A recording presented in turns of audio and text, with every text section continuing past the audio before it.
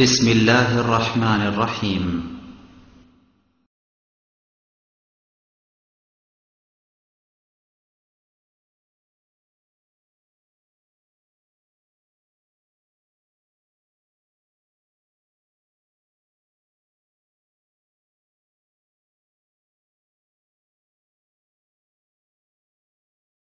إن الحمد لله نحمده ونستعينه من يهده الله فلا مضل له ومن يضلل فلا هادي له وأشهد أن لا إله إلا الله وحده لا شريك له وأشهد أن محمدا عبده ورسوله أما بعد فإن خير الحديث كتاب الله وخير الهدى هدى محمد صلى الله عليه وسلم وشر الأمور محدثاتها وكل محدثة بدعة وكل بدعة ضلالة وكل ضلالة في النار. أعوذ بالله من الشيطان الرجيم. واذكر اسم ربك بكرة وأصيلا ومن الليل فاسجد له وسبحه ليلا طويلا فاذكرني أذكركم واشكروا لي ولا تكفرون. عن أبي هريرة رضي الله تعالى عنه قال قال رسول الله صلى الله عليه وسلم لا يقعد قوم يذكرون الله إلا حفتهم الملائكة وغشيتهم الرحمة ونزلت عليهم السكينة وذكرهم الله في من عنده. رواه مسلم.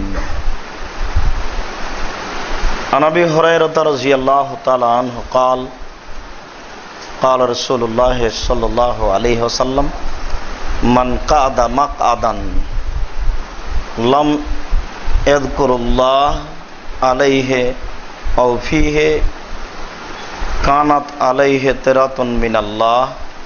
রাওয়াহু আবু দাউদ বেসানাদিন সাহিহ.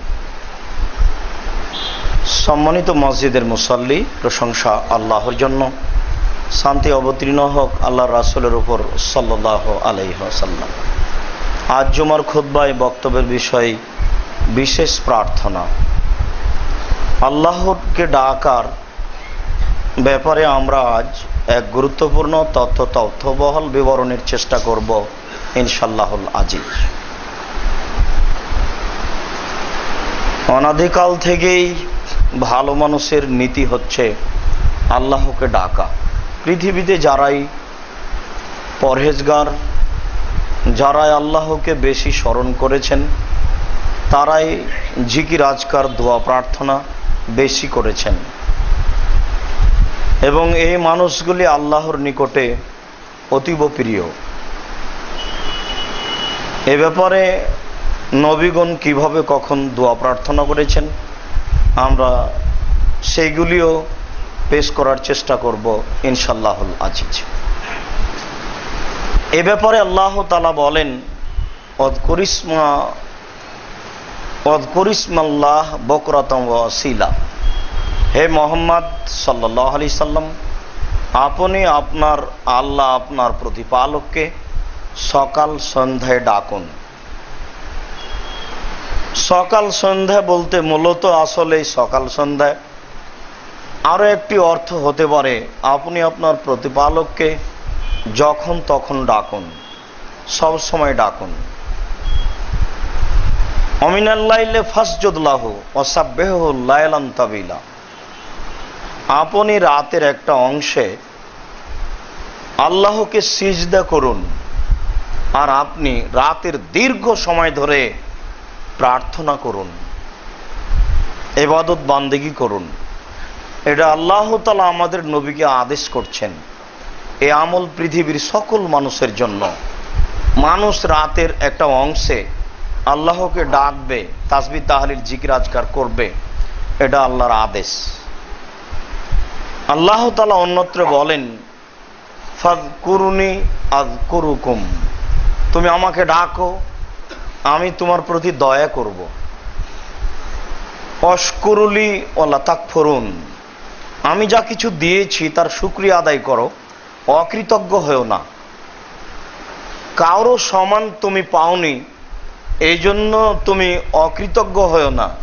আমি তোমাকে কতটুকু দিয়েছি এটা যদি তুমি বুঝতে চাও, তাহলে তোমার নিচে যারা আছে তাদেরকে দেখো, তাহলে তুমি তোমারটা মূল্যায়ন করতে পারবে। অতএব আমার শুকরিয়া আদায় করো, অকৃতজ্ঞ হয়েও না। আল্লাহ তাআলা বলেন, ইয়া আইয়ুহাল্লাযীনা আমানু যকুরুল্লাহ যিকরান কাসীরা, হে বিশ্বাসীগণ, তোমরা যারা আল্লাহকে বিশ্বাস করো, তোমরা আল্লাহকে বেশি বেশি ডাকো। কি চাচ্ছ, কি বলতে চাও, সেটা আল্লাহর সামনে পেশ করো। আল্লাহ রাসূল এই কথাটা বুঝাতে গিয়ে বলছেন যে সবকিছুই আল্লাহর কাছে চাও, তাকেই বলো। যদি জুতার ফিতেটা ছিঁড়ে যায়, তবুও তুমি এর ব্যবস্থা আল্লাহরকে বলো যে এটা করে দাও। সমস্যা আসলে ইন্না লিল্লাহি ওয়া ইন্না ইলাইহি রাজিউন বলতে হয়, তাহলে এই সমস্যাটা তার কাছে সমর্পণ করা হয়। ছোট থেকে ছোট জিনিসও আমার কাছে চাইতে শিখো, আমাকেই বলো কি বলতে চাচ্ছ।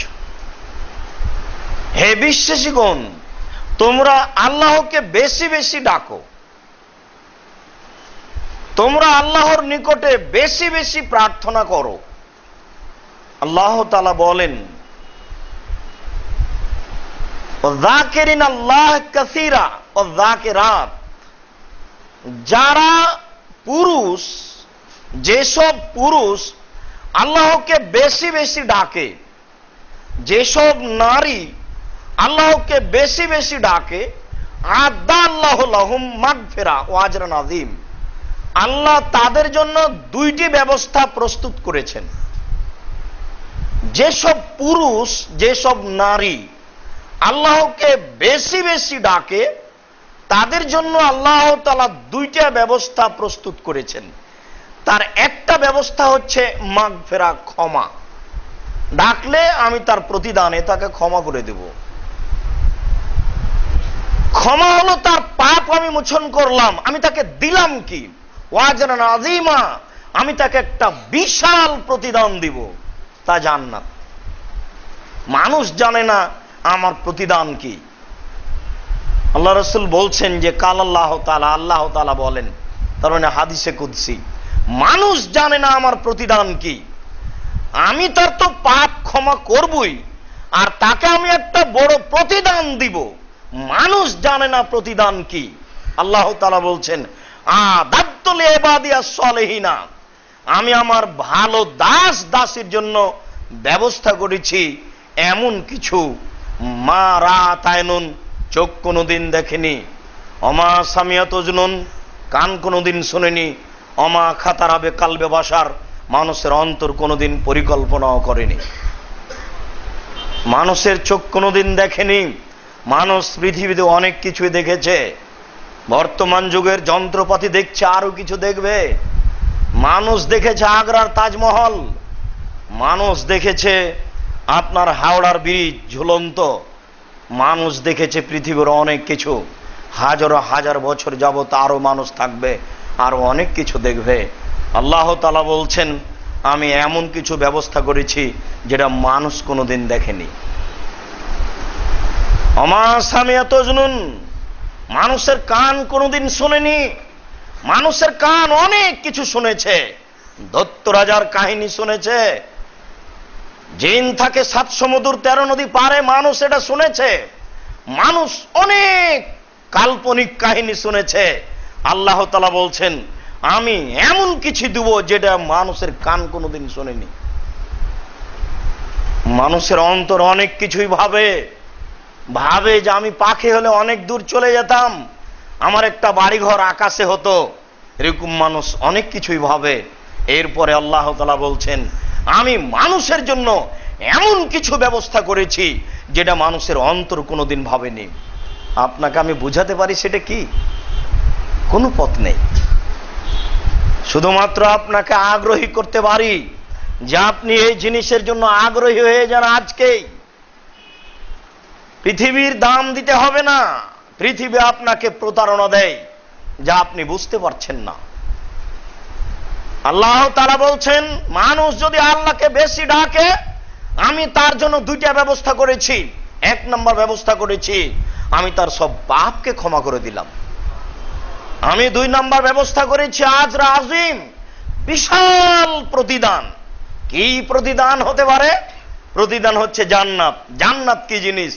আল্লাহ তাআলা বলছেন, আ'দাদতু লিইবাদিয়াস সালিহিনা, আমি আমার ভালো বান্দাদের জন্য এমন কিছু ব্যবস্থা করেছি চোখ কোনোদিন দেখেনি, কান কোনোদিন শোনেনি, অন্তর কোনোদিন পরিকল্পনাও করেনি। বুখারী মুসলিম। আপনাকে বুঝাতে পারি সে বড় প্রতিদান কি? আপনি শুধু এইভাবে বুঝে যান যে পাবো ইনশাআল্লাহ, তাহলে আপনি আগাতে পারবেন। পাবেন ইনশাআল্লাহ নিশ্চিত, এতে কোনো সন্দেহ নেই। পাবেন ইনশাআল্লাহ। আল্লাহ দেওয়ার জন্য প্রস্তুত, নেই কে? নেওয়ার মানুষ কম। আল্লাহ তাআলা বলছেন, আমি এত কিছু রেখেছি কিন্তু নেওয়ার মানুষ খুবই কম। আমার জিনিসকে মানুষ বুঝতে চায় না। আল্লাহ রাসূল জাহান্নাম আর জান্নাত এই দুইটি বিষয়ের আলোচনা করে মানুষকে পরকালমুখী করতে চেয়েছেন। জান্নাত একটা লোভনীয় জিনিস যা মানুষের ভোগ বিলাসের জন্য একান্ত প্রয়োজন। জাহান্নাম একটা ভয়াবহ জিনিস যার কঠোর ও কঠিন শাস্তি থেকে মানুষের বাঁচা একান্ত জরুরি। মানুষ জাহান্নাম বুঝে না, মানুষ জান্নাত বুঝে না, মানুষ আল্লাহর দয়া বুঝে না, মানুষ আল্লাহর প্রতিদান বুঝে না। এমনিতেই খায়, পায়খানা করে, পেশাব করে দিন কাটায়। মানুষ হিসাব করে না আল্লাহর কাছে কি রয়েছে।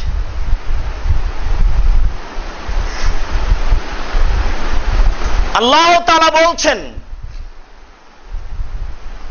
আযকুরুল্লাহ তাযারু খিফা, তোমরা আল্লাহকে ডাকো অতীব সংগোপনে, চুপে চুপে। দুনাল জাহরে মিনাল কওলে বিল গুদুই ওয়াল আসাল, শব্দবিহীন ডাকো, যে ডাকে কোনো শব্দ থাকবে না। সকাল সন্ধ্যায় ডাকো।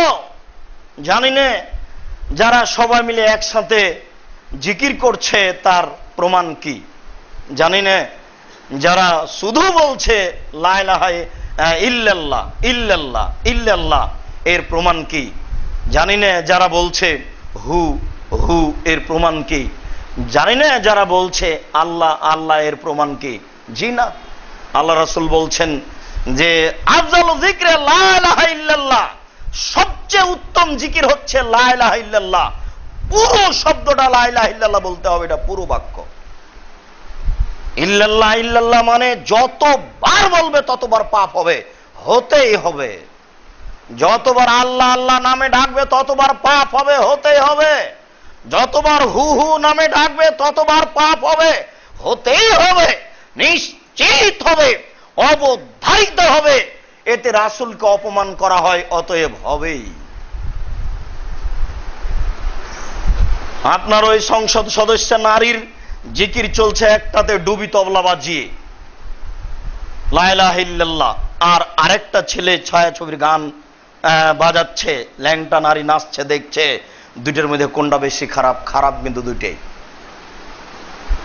ওটা জিকির বাজনা দিয়ে চলে জোরে, আর এটা জিকির নয়, এটা একটা পাপের কাজ।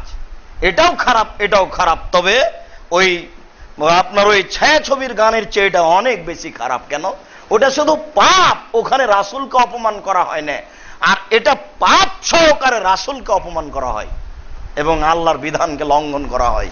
আল্লাহ তাআলা বলছেন, তোমরা তোমাদের প্রতিপালককে ডাকো চুপে চুপে, অতীব সংগোপনে। দুনাল জাহরে মিনাল কওলে, যেখানে কোনো শব্দই থাকবে না। দুনাল জাহরে মিনাল কওলে, যেখানে কোনো শব্দই থাকবে না। বিল গুদুই ওয়াল আসাল, সকাল সন্ধ্যা রাত দিন সব সময়। আমরা এখানে আপনার কাছে একটা নমুনা স্বরূপ পেশ করতে পারি জাকারিয়া আলাইহিস সালামের কথা। জাকারিয়া আলাইহিস সালামের ব্যাপারে আল্লাহ তাআলা বলছেন, ইজ নাদা রাব্বাহু নিদান খাফিয়া, যখন জাকারিয়া আলাইহিস সালাম অতীব সংগোপনে চুপে চুপে আল্লাহকে ডাকলেন, যখন জাকারিয়া আলাইহিস সালাম চুপে চুপে অতীব সংগোপনে আল্লাহকে ডাকলেন, ডেকে তিনি প্রথমে তার অভিযোগ পেশ করলেন। অভিযোগ পেশ করে তিনি বলছেন, রব্বি ওয়াহানাল আযম, আমার হাড় হাড্ডি নরম হয়ে গেছে, ওয়াস্তালা রাসু সাইবা, আমার মাথার চুল পেকে গেছে, ওয়াকানাত ইমরাতি আকের, আমার স্ত্রী বন্ধা, আমার সন্তান কি করে হতে পারে? রব্বি হাবলি মিন লাদুনকা যুরিয়াতান তাইয়্যিবা, হে আমার প্রতিপালক, তুমি আমাকে একটা উত্তম সন্তান দান করো। ইন্নাকা সামিউদ দুআ, তুমি দোয়া শোনো। তোমার কাছে প্রার্থনা করে কোনো মানুষ বিমুখ হয় না, তোমার কাছে প্রার্থনা করে কোনো মানুষ নিরাশা হয় না। আমি অতি সংগোপনে চুপে চুপে আমি তোমাকে ডেকে বলছি, আমার অভিযোগটা প্রথমে শোনো। আমি তোমাকে ডাকছি, কিন্তু আমার একটা সমস্যা আছে। ওয়াহানাল আযমু মিন্নি, আমার হাড় দুর্বল হয়ে গেছে। ওয়াস্তাল রাসু সাইবা, আমার মাথার চুল পেকে গেছে। ওয়াকানাত ইমরাতি আকের, আমার স্ত্রী বন্ধা। এই বয়সে বাচ্চা কিভাবে হবে তা আমি জানি না, তবে এটা আমি খুব ভালোভাবে জানি যে তোমাকে ডেকে কেউ নিরাশা হয় না। সন্তান কিভাবে হবে তা আমি বুঝতে পারি না, তবে তোমাকে ডেকে কেউ নিরাশা হয়েছে এটা আমি জানি না। তোমাকে ডেকে মানুষ নিরাশা হয় না, অতএব আমি অতীব সংগোপনে চুপে চুপে তোমাকে বলছি, রব্বি হাবলি মিন লাদুনকা যুরিয়াতান তাইয়্যিবা, তোমার পক্ষ থেকে আমাকে একটা সুসন্তান দান করো। আমার স্ত্রী কিন্তু বন্ধা, আমার স্ত্রী বাচ্চা দিতে পারে না। আরো তোমাকে বলছি, ইন্নাকা সামিউদ দুআ, তুমি মানুষের দোয়া শোনো। আরো তোমাকে বলছি, রব্বি লা তাজারনি ফারদা, তুমি আমাকে একাই পৃথিবীতে ছেড়ো না, আমি একাই চলে যাব, আমার কেউ থাকবে না, এটা আমি চাই না। ওয়ান্তা খায়রুল ওয়ারিসিন, তুমি হচ্ছে উত্তম উত্তরাধিকারী তৈরিকারী, তুমি আমার জন্য সহজে একটা উত্তরাধিকারী করতে পারো। তখন আল্লাহ তাআলা বলছেন, জাকারিয়া তোমার কথা শুনে নিলাম, ঠিক আছে, তোমাকে একটা সন্তান দিব, যার নাম হবে ইয়াহইয়া। তখনও জাকারিয়া আলাইহিস সালাম চিন্তা করছে, এটা হয় কি করে, কিভাবে হবে এটা, তার নমুনা কি? আমার স্ত্রী যে বন্ধা, আমার বয়স যে অনেক, মাথার চুল যে পেকে গেছে, হাড় যে নরম হয়ে গেছে, কিভাবে হবে? আমাকে একটু কিছু নমুনা দেখাও না। সব নবী নিজের অন্তরের তৃপ্তির জন্য কিছু বলেছে আল্লাহকে। ইব্রাহিম আলাইহিস সালামকে আল্লাহ বলছেন যে আমি যে মরা মানুষকে জীবিত করতে পারি, মৃত্যুকে জীবিত করতে পারি, এটা তুমি বিশ্বাস করো না? বলে হ্যাঁ করি, কিন্তু আমি দেখতে চাচ্ছি কাইফা তুহিল মওতা আরিনি, আমাকে একটু দেখাও না তুমি কিভাবে মরাকে জীবিত করতে পারো। লিয়াতমাইন্না কালবি, আমার অন্তরকে সান্ত্বনা দেওয়ার জন্য। জাকারিয়া আলাইহিস সালাম বলেছিলেন যে আমি আমার অন্তরকে সান্ত্বনা দেওয়ার জন্য নমুনা চাচ্ছি তোমার কাছে, আমি তো বুঝতে পারি না বাচ্চা কিভাবে হবে। যেটা বলছিলাম সেটা হচ্ছে জাকারিয়া আলাইহিস সালাম অতীব সংগোপনে চুপে চুপে তার প্রতিপালককে ডাকলেন। এখানে আল্লাহ তাআলা এই কথাই বলছেন যে শব্দবিহীন আল্লাহকে ডাকলো। এই দেশের মাটিতে, সারা পৃথিবীর মাটিতে যেসব ভাবে জোরে জিকির হচ্ছে, কোন জোরের জিকিরের বৈধতার কোনো পথ নেই। শুধুমাত্র হাজি যখন, বিমান যখন ওই এলামলামের উপর দিয়ে পার হবে, তখন বৈমানিকের পক্ষ থেকে বলা হবে এহরাম বাঁধন, তখন আপনি বলবেন লাব্বাইক উমরাতান, লাব্বাইক আল্লাহুম্মা লাব্বাইক, লাব্বাইক লা শারীকা লাক, লাব্বাইক ইন্নাল হামদা ওয়ান নি'মাতা লাকাল মুলক লা শারীকা লাক। আল্লাহ, আমি তোমার দরবারে উপস্থিত, তোমার দরবারে আমি উপস্থিত। আল্লাহ, তোমার কোনো শরীক নাই, তোমার কোনো অংশীদার নেই, অনুগ্রহ তোমার, দয়া তোমার, কোনো শরীক নাই, তুমি একক, তোমার কোনো শরীক নাই। এইভাবে আপনি বলতে থাকবেন, চিৎকার করতে থাকবেন যে যত জোরে পারে। এছাড়া বাকি জিকির আপনাকে চুপেই করতে হবে, এটা জরুরি আদেশ। বিশ্বাস করুন, কোন পীর সাহেবের দোহাই দিয়ে ধর্ম চলে না। মাত্র একজন মানুষের কথাতে ধর্ম চলে, যার নাম মুহাম্মদ সাল্লাল্লাহু আলাইহি সাল্লাম। পৃথিবীর কোনো মানুষের ধর্মীয় ব্যাপারে 5 পয়সা দাম নাই। কোনো মানুষ অনুসরণের যোগ্যতা রাখে না, মানুষ শ্রদ্ধার যোগ্যতা রাখে। বড় আলেম আপনি শ্রদ্ধা করুন, তাকে অনুসরণ করতে হবে, এই বিধান আল্লাহ এবং আল্লাহ রাসূল দেননি। স্বয়ং ওমর রাদিয়াল্লাহু তাআলা আনহু যদি কোনো কথা বলেন, কথার পিছনে যদি প্রমাণ না থাকে তাহলে বাতিল বলে গণ্য হবে। ওমর রাদিয়াল্লাহু তাআলা আনহু যদি কোনো কথা বলেন, সেই কথার পিছনে যদি প্রমাণ না থাকে তাহলে তা বাতিল বলে গণ্য হবে। আশরাফ আলী থানভী রাহিমাহুল্লাহ তো দূরের কথা, কোন মাযহাবী ইমাম তো দূরের কথা, পৃথিবীর এত বড় মানুষ যার ব্যাপারে রাসূল সাল্লাল্লাহু আলাইহি ওয়াসাল্লাম বলছেন, ওমর তুমি যে রাস্তা দিয়ে হাঁটো ওই রাস্তা দিয়ে শয়তান হাঁটে না। শয়তান ওমর রাদিয়াল্লাহু তাআলা রাস্তা দিয়ে হাঁটতো না, কোনো দিন না। এরপরেও যদি ওমর রাদিয়াল্লাহু তাআলা আনহু শরীয়তের কোনো কথা নিজে থেকে বলেন তাহলে তা বাতিল বলে গণ্য হবে। আবু হুরায়রা রাদিয়াল্লাহু তাআলা আনহু বলেন, রাসূল সাল্লাল্লাহু আলাইহি ওয়াসাল্লাম বলেছেন, লা ইয়াকুদু কওমুন ইয়াযকুরুনাল্লাহ, মানুষ যখন কোন জায়গাতে বসে আর আল্লাহকে ডাকে, যেমন এখন আপনারা মসজিদে ঢোকে 2 রাকাত 4 রাকাত 6 রাকাত 8 রাকাত 10 রাকাত 40 রাকাত 50 রাকাত সালাত আদায় করে বসে আছেন। পৃথিবীতে একটা জায়গায় মাত্র অসংখ্য সালাত আদায়ের অনুমতি আছে সারা পৃথিবীতে, যে কোনো জায়গাতে, সেটা হচ্ছে জুমার দিন, জুমার সালাতের আগে। ইমাম সাহেব মিম্বারে উঠা পর্যন্ত আপনার যত রাকাত সম্ভব পড়তে থাকবেন।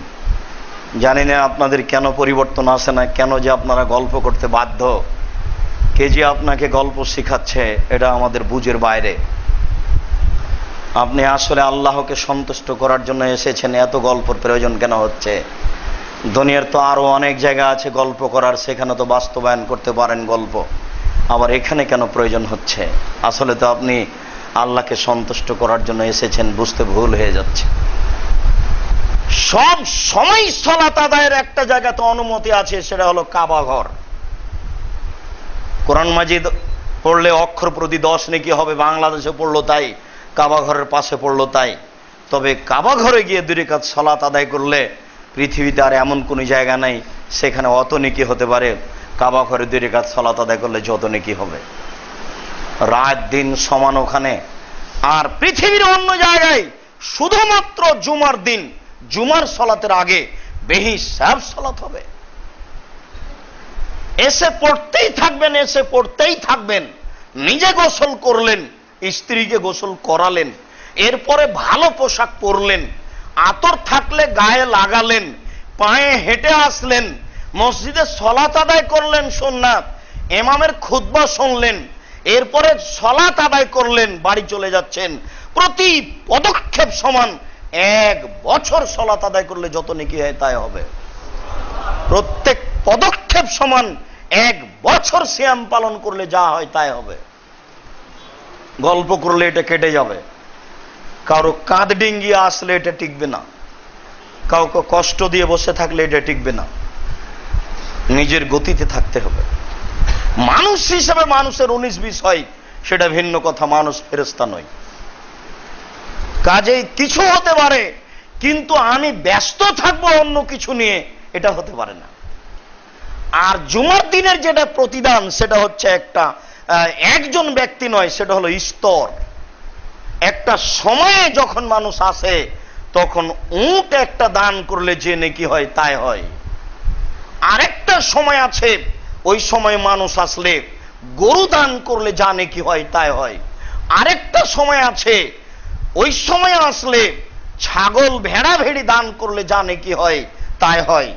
আরেকটা সময় আছে, ওই সময় আসলে মোরগ মুরগি দান করলে যা হয় তাই নেকি হয়। আরেকটা সময় আছে, আন্ডা এই ডিম দান করলে যা নেকি হয় তাই হয়। এরপরে যখন আজান হয়ে গেল তখন ফেরেশতাগণ খাতা বন্ধ করে দিয়ে তারা আজান এবং খুতবা শোনার জন্য প্রস্তুতি নিলেন। তারা আপনাকে আর লিস্ট করবে না, আপনার তখন শুধু সালাত হবে। জুমার দিনের যেই প্রাধান্যতা আছে, নেকি রয়েছে, এটা আপনার হবে না। আপনি আর আমি না বুঝার কারণে এই কল্যাণ ছেড়ে আসছি, আমাদের ভাবা ও বুঝা দরকার। বলছিলাম, রাসূল সাল্লাল্লাহু আলাইহি ওয়াসাল্লাম বলেন, লা ইয়াকুদু কওমুন ইয়াযকুরুনাল্লাহ, যখন কোন মানুষ কোন জায়গায় বসে আল্লাহকে ডাকে, ইল্লা হাফাতুমুল মালায়েকা, আল্লাহকে ডাকলে, দোয়া প্রার্থনা করলে, জিকির করলে চারটে জিনিস হয়। এক, হাফাতুমুল মালায়েকা, ফেরেশতাগণ ওই জায়গাটা ঘেরে নেন। দুই, গাশিয়াতুমুর রাহমা, ওই জায়গাটা আল্লাহর দয়া দিয়ে ঘেরে দেওয়া হয়। তিন, নাজালাত আলাইহিমুস সাকিনা, ওই জায়গার উপরে আল্লাহর পক্ষ থেকে নিরাপত্তা অবতীর্ণ হয়। চার, যাকারাহুমুল্লাহ ফিমান ইনদাহু, আল্লাহ তাআলা ওই সব ফেরেশতাকে ডেকে বলেন যারা পেশ করেছিল আল্লাহর কাছে যে আপনি মানুষ সৃষ্টি করিয়েন না, তারা হইচই মারামারি করবে। তাদের সামনে গৌরব করে আল্লাহ বলেন, দেখো ওদের পাপ করার ক্ষমতা আছে, এরপরেও মসজিদে অনেক আগে এসে বলছে সুবহানাল্লাহ, আলহামদুলিল্লাহ, আল্লাহু আকবার, লা ইলাহা ইল্লাল্লাহ, আস্তাগফিরুল্লাহ আল্লাযী লা ইলাহা ইল্লা হুয়াল হাইয়ুল কাইয়ুম ওয়া তুবু ইলাইহি। এদেরকে সৃষ্টি না করার ব্যাপারে তোমাদের প্রস্তাব ছিল। দেখো তোমরা যখন কোনো মানুষ কোন জায়গাতে বসে আল্লাহকে ডাকে, জিকির করে, তখন এই চারটে জিনিস তাদের উপরে হয়। আবু হুরায়রা রাদিয়াল্লাহু তাআলা আনহু বলেন, রাসূল সাল্লাল্লাহু আলাইহি ওয়াসাল্লাম বলেছেন, মান কাদা মাকআদান লাম ইয়াযকুরিল্লাহ ফিহি, কোন ব্যক্তি যদি কোন জায়গায় বসে সেখানে যদি আল্লাহকে না ডাকে, কানাত মিনাল্লাহে তেরাতুন আলাইহে, আল্লাহর পক্ষ থেকে তার উপরে অভিশাপ, গজব নাজিল হয়। মানুষ তো গজব বুঝেই না, 30 টাকা লিটার তেল 130 টাকা হলো, এরপরও নাকি এটা গজব নয়। সব জায়গাতেই মারামারি, এরপরও নাকি এটা গজব নয়। মানুষ বড় অবুঝ, মানুষ মন্দকে মন্দ বলতে পারবে না, এটা সময় চলে আসবে। সেটা হচ্ছে এখন। আবু হুরায়রা রাদিয়াল্লাহু তাআলা আনহু বলেন, রাসূল সাল্লাল্লাহু আলাইহি ওয়াসাল্লাম বলেছেন, মানিস্তাজা মাজজান, কোন জায়গায় কোন ব্যক্তি শুইল, অবস্থান করলো, লাম ইয়াযকুরিল্লাহ ফিহি, সেখানে আল্লাহকে ডাকলো না, কানাত আলাইহি মিনাল্লাহি তেরাতুন, আল্লাহর পক্ষ থেকে তার উপরে অভিশাপ, গজব নাযিল হবে। আবু হুরায়রা রাদিয়াল্লাহু তাআলা আনহু বলেন, রাসূল সাল্লাল্লাহু আলাইহি ওয়াসাল্লাম বলেছেন, মা মিন কওমিন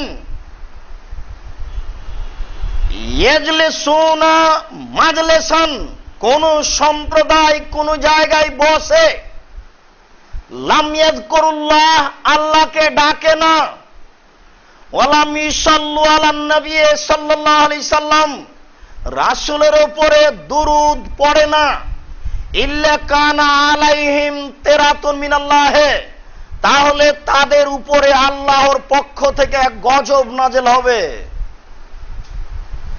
আবু হুরায়রা রাদিয়াল্লাহু তাআলা আনহু বলেন, রাসূল সাল্লাল্লাহু আলাইহি ওয়াসাল্লাম বলেছেন, মা মিন কওমিন ইয়াকুমুনা মিন মাজলিসিন, কোন সম্প্রদায়, জনগণ কোন জায়গায় বসে, তারপর সেই জায়গা থেকে উঠে যায়, ওয়ালা ইয়াযকুরুনাল্লাহ ফিহি, আল্লাহকে ডাকে না, তাসবিহ তাহলিল জিকির আজকার করে না, ক্ষমা চায় না, ইল্লা কামু আন জিফাতে মিসলে হেমারিন, তাহলে তারা উঠে যায় ওই রকম হয়ে মরা গাধার লাশ যেমন। ইল্লা জিফাতে হেমারিন, গাধার লাশ পড়ে আছে, এটা যেমন মানুষ এক জায়গাতে বসে থাকলো, আল্লাহকে ডাকলো না, ওই মানুষ তেমন। জীবিত গাধা তো চিৎকার করে একে দেখে, জিন ভূতকে দেখে, আর মোরগ আল্লাহর জিকির করে খারাপ কিছু দেখলে, আর গাধা চিৎকার করে। আল্লাহ রাসূল এই কথা বললেন না, বলছেন যে একটা মরা গাধার লাশ যেমন আল্লাহকে ডাকলো না, উঠে গেল কোন জায়গা থেকে, ওটা তেমন।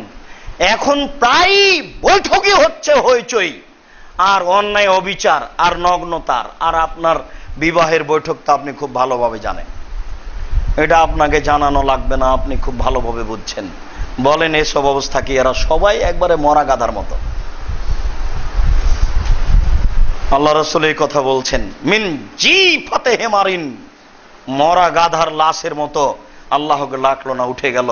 সম্মানিত মসজিদের মুসল্লি, আপনি আমি বিষয়টি ভাবি, আমরা যেন এরকম জায়গায় বসলে আল্লাহকে ডাকতে পারি, প্রার্থনা করতে পারি। আল্লাহ কবুল করুক, আল্লাহুম্মা আমিন। আলহামদুলিল্লাহ ওয়াহদা ওয়াসসালাতু ওয়াসসালামু আলা মান লা নাবিয়্যা বাদা। আমরা দেখতে পারি একেবারে আদম আলাইহিস সালাম থেকে আল্লাহকে ডাকার পথ পন্থা। যখন আল্লাহ তাআলা আদমকে সৃষ্টি করলেন, জান্নাতে রাখলেন, আল্লাহ তাআলা মূলত আদমকে পরীক্ষা করছেন। আদম আলাইহিস সালামকে তিনি বিপদে ফেলবেন মূলত এটা নয়, জান্নাতের ফলমূল হারাম মূলত এটা নয়, মূলত আল্লাহ পরীক্ষা করছেন যে মানুষ আমি নিজ হাতে সৃষ্টি করলাম, মানুষ আমাকে মানে কিনা। শুধুমাত্র বললেন আদম এই ফল খেও না। একজন হিন্দু মেয়ে ল্যাংটা হয়ে হেঁটে বেড়াচ্ছে, তার কাছে ইবলিসের কোনো কাজ নেই। ওকে বলতে যাবে না ইবলিস যে তুমি একটু নগ্ন হয়ে চলো। কেন? একজন হিন্দু মুসলিম নারী পুরুষ ইবাদত করলেও জাহান্নামে যাবে, না করলেও জাহান্নামে যাবে। আপনাদের কিছু শিক্ষিতা নারী বলছে যে রবি ঠাকুরের নামে বিশ্ববিদ্যালয় খুলতে হবে। সারা পৃথিবীর সব বিশ্ববিদ্যালয় যদি রবি ঠাকুরের নামে করে দেন কোনো লাভ নেই। সারা দুনিয়ার মসজিদ যদি রবি ঠাকুরের নামে করে দেন কোনো লাভ নেই। কথার কথা, নাউজুবিল্লাহ বলা প্রয়োজন নয়, তবু বলছি, যদি কাবা ঘরটা রবি ঠাকুরের নামে লিখে দেওয়া হয় তো রবি ঠাকুরের এক পয়সা উপকার করা যাবে না। রবি ঠাকুরের যদি উপকার করতে হয় তাহলে আবার তাকে দুনিয়াতে আসতে হবে, এসে বলতে হবে আশহাদু আল্লা ইলাহা ইল্লাল্লাহ ওয়া আশহাদু আন্না মুহাম্মাদুর রাসূলুল্লাহ, আমি সাক্ষ্য দিচ্ছি আল্লাহ ব্যতীত কোনো মাবুদ নাই, আমি সাক্ষ্য দিচ্ছি মুহাম্মদ আল্লাহর রাসূল। তাহলে আপনি উপকার করতে পারবেন। এছাড়া পৃথিবীতে কোনো পথ ঘাট নাই তাকে উপকার করা, কোনো পথই নাই, কোনো পথই নাই। রবি ঠাকুরকে আবার আসতে হবে দুনিয়াতে, ও আসতেও পারবে না, আপনি তার উপকারও করতে পারবেন, পথই বন্ধ। সম্মানিত মসজিদের মুসল্লি, বলছিলাম রাসূল সাল্লাল্লাহু আলাইহি ওয়াসাল্লাম আদম আলাইহিস সালামকে আল্লাহ পরীক্ষা করছেন, ফল খেও না। আপনি মুসলিম, ইবলিস আপনার কাছে আসবে, কেননা আপনাকে পরিবর্তন করা প্রয়োজন। যারা জাহান্নামে যাবেই তার পরিবর্তন করার কোনো প্রয়োজন নেই। এই কথা বলতেই ইবলিস এসে বলছে আমি খুব আপনার উপকারী মানুষ, আপনাকে আমি খুব ভালোবাসি, আমি আপনাকে উত্তম উপদেশ দান করি, আমি উপদেশ দান করাতে খুব ভালো মানুষ, আমার কথা শোনেন। আল্লাহ আসলে আপনাকে জান্নাতে রাখবেন না, এই জন্য এটা খেতে নিষেধ করছেন, আপনি খান। এখন স্বামী স্ত্রী দুইজন চিন্তা ভাবনা করছেন কি করা যায়, কি করা যায়। এর মধ্যে ইবলিস নেই, আবার এসে বলছে যে আমার কথা শোনেন, দেখেন আমি আপনার খুব ভালো উপদেশদাতা। তারপর আর নেই। আপনার অন্তরে যাই পাপের কথা বলে ও হলো জিন শয়তান, আর যে ছেলে মেয়ে আপনাকে ডেকে নিয়ে চলে যায় পাপের দিকে ও হলো মানুষ শয়তান। আপনার অন্তর বলছে যে অমুক জায়গায় চলে যায়, কে বলছে? ও হলো জিন শয়তান, যাকে দেখা যায় না। আরেকটা লোক, একটা ছেলে বলল চলে যায় আজকে বিকালে ঘুরে আসি, ও হলো মানুষ শয়তান। মিনাল জিন্নাতে ওয়ান নাস ইয়সবিসু ফি সুদুরিন নাস মিনাল জিন্নাতে ওয়ান নাস। মানুষের অন্তরে কুমন্ত্রণা দেই আপনার মানুষ শয়তান আর জিন শয়তান। এখন শেষ পর্যন্ত আদম আলাইহিস সালাম খেয়ে ফেললেন। তখন আল্লাহ বললেন যে আমি যে নিষেধ করেছি। তখন আদম আলাইহিস সালাম বলতে লাগলেন দুইজন মিলে, রব্বানা যালামনা আনফুসানা, হে আমাদের প্রতিপালক, আমরা নিজেদের প্রতি অত্যাচার করেছি। ওয়া ইল্লাম তাগফির লানা ওয়া তারহামনা, যদি তুমি ক্ষমা না করো, তুমি যদি দয়া না করো, তুমি যদি ক্ষমা না করো, তুমি যদি দয়া না করো, লানাকুনান্না মিনাল খাসিরিন, তাহলে আমরা ক্ষতিগ্রস্তদের অন্তর্ভুক্ত হব। সেদিন তো আর মানুষ ছিল না ক্ষতিগ্রস্ত কেন বলছেন? তিনি তার কিয়ামত পর্যন্ত সন্তানদের লক্ষ্য করে বলছেন, আমার সন্তানেরা খারাপ হবে, আমিও তার মধ্যে হয়ে যাব। আদম আলাইহিস সালাম মরা পর্যন্ত এই দোয়া পড়েছিলেন। বিচারের মাঠে যখন আমরা সবাই যাব, তখন আদম আলাইহিস সালাম বলবেন, না, আমি তোমাদের ব্যাপারে কিছু বলতে পারছি না। আমাকে আল্লাহ ফল খেতে নিষেধ করেছিলেন, আমি উপেক্ষা করেছিলাম, জানি না আমার পাপ ক্ষমা হয়েছে কিনা। আজকে যদি সেটা ধরে বসেন, তাহলে আমি বড় বিপদে, আমি তোমাদের কি করতে পারি? মরা পর্যন্ত তিনি এই দোয়া পড়তে থেকেছেন, আর আপনার রাত দিন পাপ হচ্ছে, আপনি কোনো ভোরক্ষেপি করছেন, আপনি আল্লাহকে কিছুই বলছেন না। জনগণ যখন ডুবে গেল, অত্যাচারী স্বৈরাচারী মানুষ, কিছু মানুষ আছে, তখন নূহ আলাইহিস সালাম বলছেন, মানুষ সব মারা গেল, কিছু মানুষ আছে। তখন নূহ আলাইহিস সালাম বলছেন, রব্বিক ফিরলি ওয়ালে ওয়ালে দাইয়া ওয়ালে মান দাখালা বাইতিয়া ওয়ালে মান দাখালা বাইতিয়া, হে আমার প্রতিপালক, তুমি আমাকে ক্ষমা করো, আমার পিতা মাতাকে ক্ষমা করো, আর যারা যারা মুসলমান হয়ে ঈমানদার অবস্থায় আমার ঘরে প্রবেশ করেছে, মুসলিম হয়েছে, তাদের ক্ষমা করো। অল মুমিনিনা ওয়াল মুমিনাত, সকল মুমিন পুরুষ, সকল মুমিন নারীকে তুমি ক্ষমা করো। নূহ আলাইহিস সালাম এই দোয়া পড়ছিলেন সব সময়। রব্বিক ফিরলি ওয়ালে ওয়ালে দাইয়া ওয়ালে মান দাখালা বাইতে মুমিন ওয়াল মুমিনাত ওয়াল মুমিনিনা ওয়াল মুমিনাত, এই দোয়া নূহ আলাইহিস সালাম রাত দিন পড়তেন, সব সময় নূহ আলাইহিস সালাম প্রার্থনা করতেন। ইব্রাহিম আলাইহিস সালাম কাবা ঘর তৈরি করছেন আর বলছেন, রব্বানা তাকাব্বাল মিন্না ইন্নাকা আনতাস সামিউল আলিম, রব্বানা তাকাব্বাল মিন্না ইন্নাকা আনতাস সামিউল আলিম, হে আমাদের প্রতিপালক, আমি আমার ছেলে ইসমাইল, আমরা বাপ বেটা বলছি, তাকাব্বাল, তুমি আমাদের দোয়া কবুল করো, তাকাব্বাল মিন্না, আমাদের পক্ষ থেকে আমাদের দোয়া তুমি কবুল করো। এরপরে তিনি বলছেন, রব্বানা ওয়াজআলনা মুসলিমাইনে লাক, আমাকে আর আমার ছেলেকে তোমার অনুগত করো। কোনদিন বলা হয় কি এভাবে? আমাকে আর আমার ছেলেকে তোমার অনুগত করো। এরপরে বলছেন, আমিন যুরিয়াতিনা উম্মাতান মুসলিমাতান লাক, আর আমার উম্মতের মধ্য হতে কিছু মানুষকে তোমার অনুগত করো। ইব্রাহিম আলাইহিস সালাম সবার কথা বললেন না, সবাই ভালো মানুষ হবে না। ইব্রাহিম আলাইহিস সালাম যদি সরাসরি বলতেন যে ওয়া যুরিয়াতি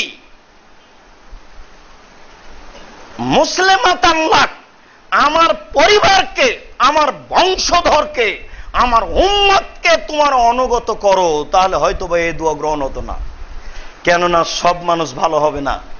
তখন তিনি বলছেন, অমিন যুরিয়াতি উম্মাতান মুসলিমাতান লাক, আমার বংশ হতে, আমার উম্মত হতে কিছু মানুষকে তুমি তোমার অনুগত করো। ওয়ারেনা মানাসিকানা, কিভাবে হজ করতে হবে এর নিয়ম নীতি তুমি আমাকে দেখিয়ে দাও। ওয়াতুব আলাইনা, আমরা তোমার দরবারে তওবা করছি। ওয়াতুব আলাইনা ইন্নাকা আনতাত তাওয়াবুর রহিম, তুমি আমাদের তওবা কবুল করো, তুমি বড় তওবা কবুলকারী, তুমি বড় দয়াবান, তোমার দয়ার আমরা অপেক্ষা করছি। ইব্রাহিম আলাইহিস সালাম বলছেন, রব্বি জালনি মুকিমাস সালাহ মিন যুরিয়াতি, হে আমার প্রতিপালক, তুমি আমাকে আর আমার ছেলেদেরকে সালাত আদায়কারীর অন্তর্ভুক্ত করো। একজন নবী এভাবে রাত দিন দোয়া করতেন, রব্বি জালনি মুকিমাস সালাহ মিন যুরিয়াতি, হে আমার প্রতিপালক, তুমি আমাকে আর আমার কিছু সন্তানকে তুমি সালাত আদায়কারী করো। রব্বানা ওয়া তাকাব্বাল দুআই, হে আমার প্রতিপালক, তুমি আমার দোয়া কবুল করো। রব্বানা ওয়া তাকাব্বাল দুআই, হে আমার প্রতিপালক, তুমি আমার দোয়া কবুল করো। ইব্রাহিম আলাইহিস সালাম বলতেন, রব্বি হাবলি হুকমান ওয়াল হিকনি বিস সালিহিন, হে আমার প্রতিপালক, তুমি আমাকে জ্ঞান দান করো আমাদেরকে, এরপর তুমি আমাদেরকে সলেহ ভালো মানুষের অন্তর্ভুক্ত করো। রব্বি হাবলি হুকমান ওয়ালহিকনি বিসসলিহিন ওয়াজআললি মিন লিসানি সিদকিন ওয়াজআল লিসানি সিদকিন মিনাল আখিরিন। আর বিচার মাঠে সত্যবাদীদের অন্তর্ভুক্ত আমাকে করো, বিচার মাঠে সত্যবাদীদের অন্তর্ভুক্ত আমাকে করো। ইব্রাহিম আলাইহিস সালাম এই দোয়া রাত দিন করতেন, যখন তখন করতেন। অথচ আমাদের এইসব দোয়া করার জায়গা নেই। কেন? হাত তুলে আর দোয়া হয় না, মানুষ কাজে আর দোয়া করার কোনো জায়গা পায় না। ইব্রাহিম আলাইহিস সালাম কোনোদিন এইভাবে করেননি। ওই আহাল পরিবারের জন্য হাত তুলে দোয়া করছেন, যেটা আমরা গত জুমায় শুনছিলাম। সুলাইমান আলাইহিস সালাম রাস্তা দিয়ে হাঁটছিলেন, হাঁটতে হাঁটতে দেখলেন এক জায়গাতে কিছু পিপিলিকার একজন নেতা বলছে যে এই পিপিলিকার দল তোমরা সরে যাও। সুলাইমান আলাইহিস সালাম তার জনগণ নিয়ে আসছেন, তারা তোমাদের দেখতে পাবে না, চিনতে পারবে না, হিসাব করতে পারবে না, তাদের পায়ে তোমরা ডলে যাওয়া, সরে যাও। সুলাইমান আলাইহিস সালাম এই কথা বুঝতে পেরেছেন।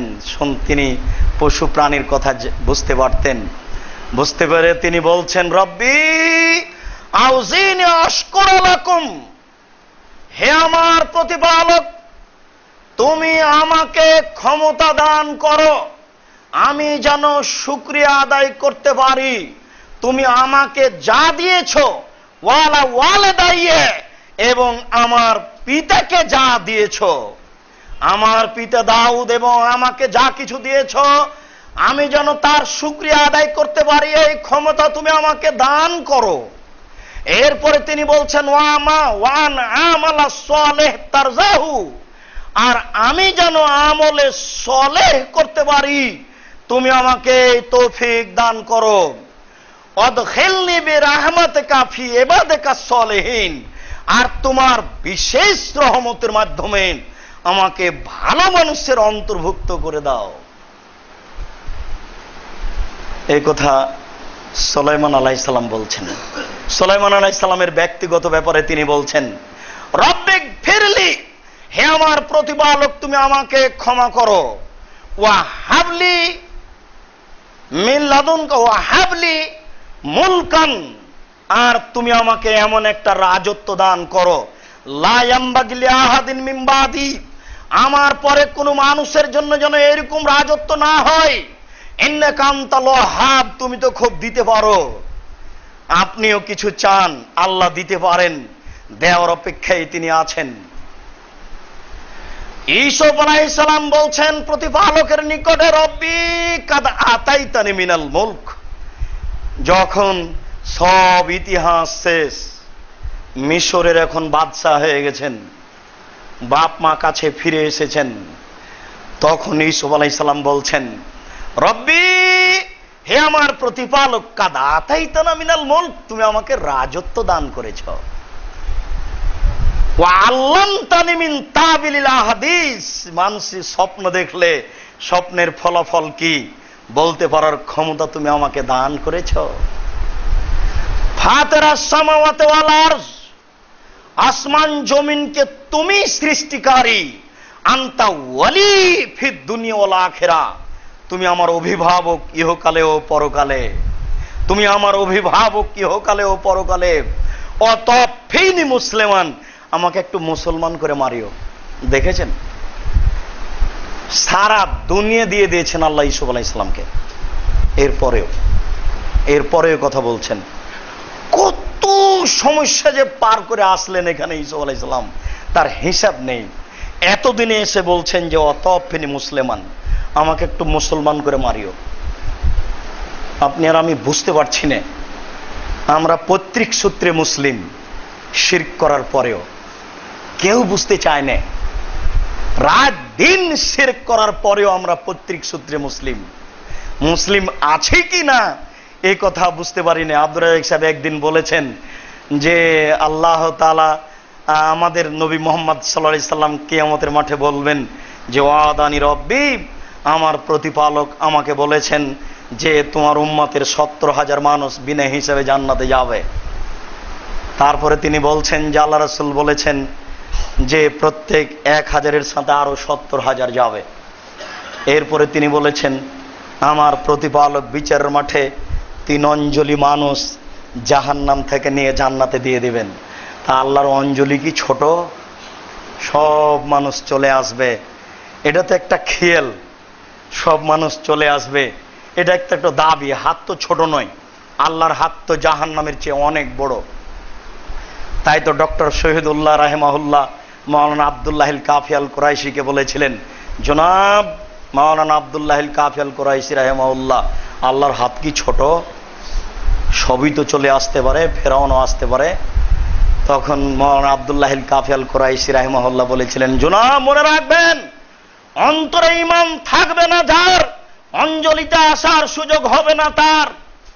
অন্তরে ঈমান থাকবে না যার, অঞ্জলিতে আসার সুযোগ হবে না তার। অন্তরে ঈমান থাকবে না যার, অঞ্জলিতে আসার সুযোগ হবে না তার। এ কথাই চূড়ান্ত। তাই তো ঈসা আলাইহিস সালাম শেষের কালে বলছেন, ওয়াতাওয়াফিনি মুসলিমান, আমাকে একটু মুসলমান করে মারিও, ওয়াল হিকনি বিসসালিহিন, আর আমাকে ভালোদের অন্তর্ভুক্ত করিও। কত যে সমস্যা পার করে আসলাম, এখন তো দেশের নেতা কি যে হয় তোমার দরবার আমি বলছি। একদিন আবু মুসা উমর রাদিয়াল্লাহু তাআলা আনহুকে বলছেন যে রাসূলের পরে তো আমরা অনেক দিন বেঁচে থাকলাম, আমাদের অনেক নেকি, আমরা ভালো জান্নাত পাবো। তখন উমর রাদিয়াল্লাহু তাআলা আনহু বলছেন, না আমি ওটা বলছি না, রাসূল বেঁচে থাকাকালীন যা নেকি করেছি এটুকু দিয়ে জান্নাত পেলেই হবে, আর রাসূলের পরে যেটুকু করেছি এটুকু পাপ আর নেকি সমান সমান হলে আলহামদুলিল্লাহ, কোন হালাতে যদি পার হতে পারে। এটা বলছেন উমর রাদিয়াল্লাহু তাআলা আনহু। অথচ ঐতিহাসিকগণ লিখছেন যে জঙ্গলে একটা পশু আর একটা পশুর প্রতি আক্রমণ করতো না। উমরের রাজত্ব এত কঠোর ও কঠিন, এত নীতিগত ছিল। যদি সে কথা ঠিক নয়, কেন? জঙ্গলে একটা পশুর জন্য আর একটা পশু খাদ্য, একটা পশু আর একটা পশুকে ধরে খাবে, এ কথাই ঠিক। উমরের নেতৃত্ব দেখাতে গিয়ে এটা অতিরিক্ত কথা বলেছেন।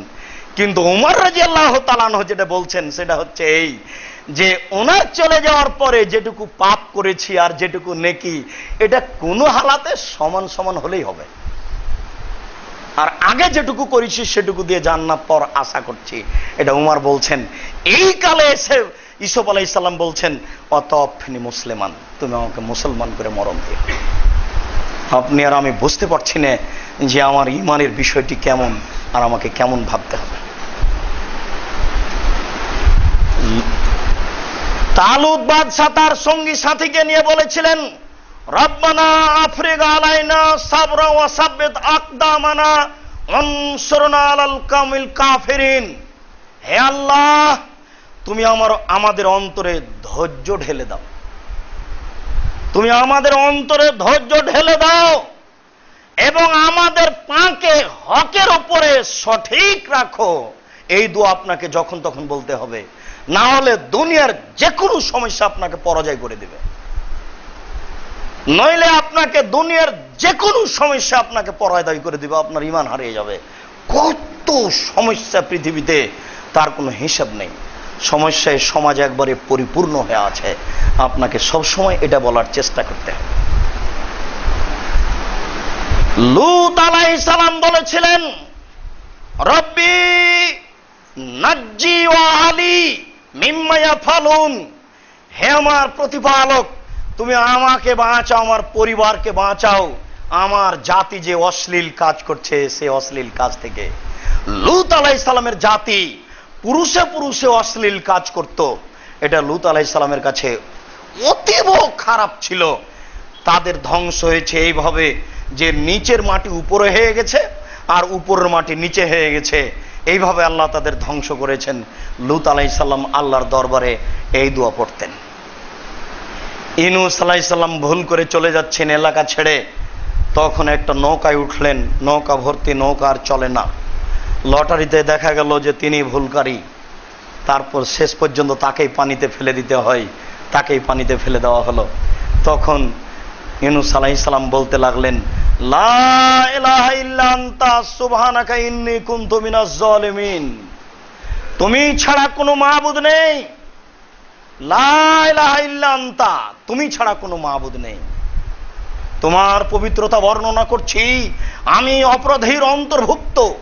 যে কোনো বিপদে পড়ে মানুষ যদি এই দোয়া পড়ে, আল্লাহ তাআলা বলেছেন আমি যেমন ইউনূসকে বাঁচিয়েছি আমি তাকেও বাঁচিয়ে দেব। আইয়ুব আলাইহিস সালাম দীর্ঘ সময় ধরে অসুস্থ থাকলেন আর বলতে থাকলেন, রব্বি আন্নী মাসানিয়াজ যুররু ওয়া আনতা আরহামুর রাহিমিন। হে আমার প্রতিপালক, আমি বড় বিপদে, তুমি বড় দয়াবান। হে আমার প্রতিপালক, আমি বড় বিপদে, তুমি বড় দয়াবান। আল্লাহ তাআলা মূসা আলাইহিস সালামকে বলছেন, মূসা ফেরাউনের কাছে যেতে হবে, দাওয়াত দিতে যেতে হবে, কথা বলতে হবে। তখন মূসা আলাইহিস সালাম বলছেন, আমি যে ভালো করে কথা বলতে পারি না, আমার যে সাহস হয় না সেখানে যাওয়ার। তখন আল্লাহ তাআলা বলছেন, চিন্তার কিছু নেই, আপনি বলতে থাকেন, রাব্বি ইশরাহ লি সাদরি। হে আল্লাহ, তুমি আমার বক্ষকে খুলে দাও। রাব্বি ইশরাহ লি সাদরি ওয়া ইয়াসসির লি আমরি, আমার কাজকে তুমি সহজ করে দাও। ওয়াহলুল উকদাতাম মিন লিসানি ইয়াফকাহু কাওলি, আমার কথাতে যে জড়তা আছে এই জড়তা তুমি দূর করে দাও, যাতে করে ওরা আমার কথা বুঝতে পারে।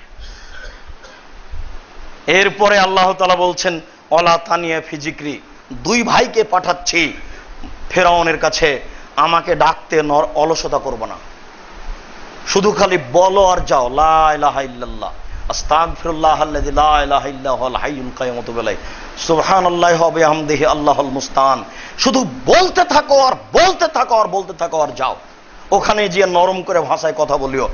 একটু যদি আমাকে ডাকতে উলটপালট হয় আমি উল্টে দেব। তুমি যাও, ফেরাউন কি বলে সেটা আমি শুনবো, ফেরাউন কি করে সেটা আমি দেখব, তবে আমাকে ডাকতে অলসতা করো না। এতে কি বুঝছেন?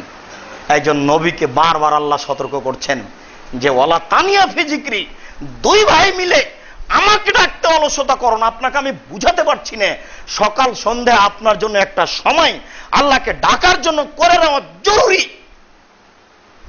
সকাল সন্ধ্যা আল্লাহকে ডাকার জন্য, তাসবিহ তাহলিলের জন্য বের করা আপনার জরুরি। আপনার স্ত্রীর আজ থেকেই করতে হবে, আজ থেকে করতে হবে। সকাল সন্ধ্যায় রাতে একটা অংশ বের করতে হবে আল্লাহকে ডাকার। মূসা আলাইহিস সালাম এক থাপ্পড় দিয়ে একটা লোককে মেরে পালিয়ে যাচ্ছেন। তখন মূসা আলাইহিস সালাম ভুল বুঝতে পেরে বলছেন, রব্বি ইন্নী যালামতু নাফসি ফাগফিরলি, হে আমার প্রতিপালক তুমি আমাকে ক্ষমা করো।